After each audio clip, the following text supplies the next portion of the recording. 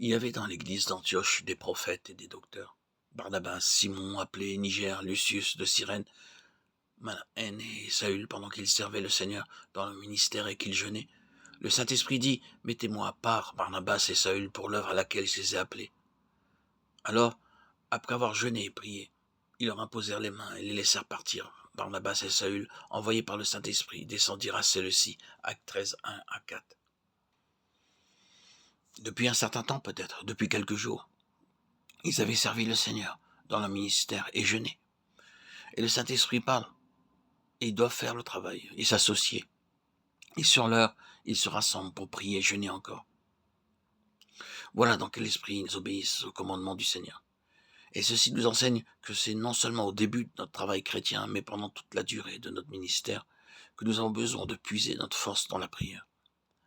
S'il y a une pensée concernant l'Église de Christ, qui par moments m'accable de chagrin, s'il y a une pensée en ce qui concerne ma propre vie, dont j'ai honte, s'il y a une pensée que l'Église de Christ n'a pas encore acceptée et saisie, s'il y a une pensée qui me pousse à crier à Dieu, oh, enseigne-nous par ta grâce des choses nouvelles.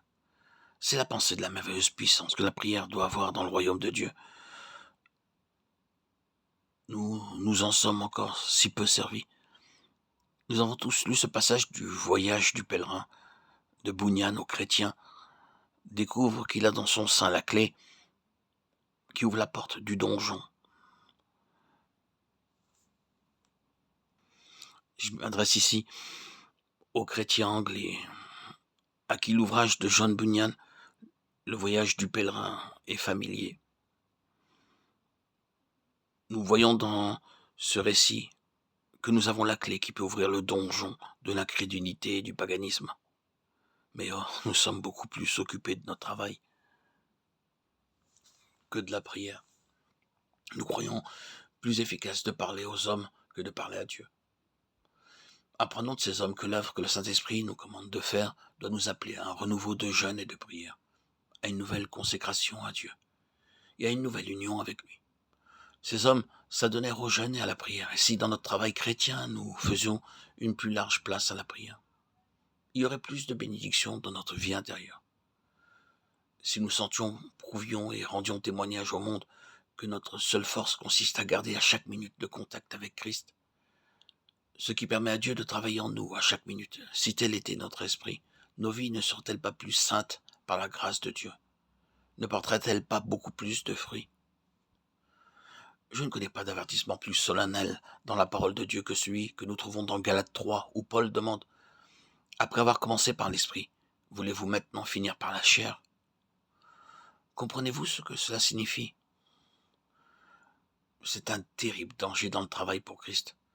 Comme dans une vie chrétienne, commencer avec beaucoup de prières, commencer par le Saint-Esprit, et la parole s'adresse à nous. Après avoir commencé par l'Esprit, voulez-vous maintenant finir par la chair? Dans les premiers temps de notre impuissance et de nos perplexités, nous avons beaucoup prié et Dieu a répondu. Et il a béni, notre organisation s'est perfectionnée et notre équipe de travailleurs a grandi. Mais graduellement, l'organisation, le travail et la hâte ont tellement pris possession de nous que la puissance Saint-Esprit dans laquelle nous avons commencé quand nous n'étions qu'un petit nombre s'est presque perdue. Oh, je vous en supplie, n'étions qu'un petit nombre. Remarquez-le bien, c'était avec un renouveau de jeûne et de prière, avec plus de prière et de jeûne, que cette compagnie de disciples a exécuté le commandement du Saint-Esprit et s'est agrandie. Mon âme ne t'attend qu'à Dieu seul. C'est là notre travail le plus élevé, le plus important. Le Saint-Esprit descend en réponse à la prière de la foi. Quand Jésus fut monté au ciel et qu'il s'assit sur son trône, le marchepied du trône fut pendant 10 jours le lieu où les disciples, dans l'attente, crièrent à lui. Et c'est la loi du royaume. Le roi sur son trône, les serviteurs sur le marchepied. Que Dieu nous trouve là sans cesse.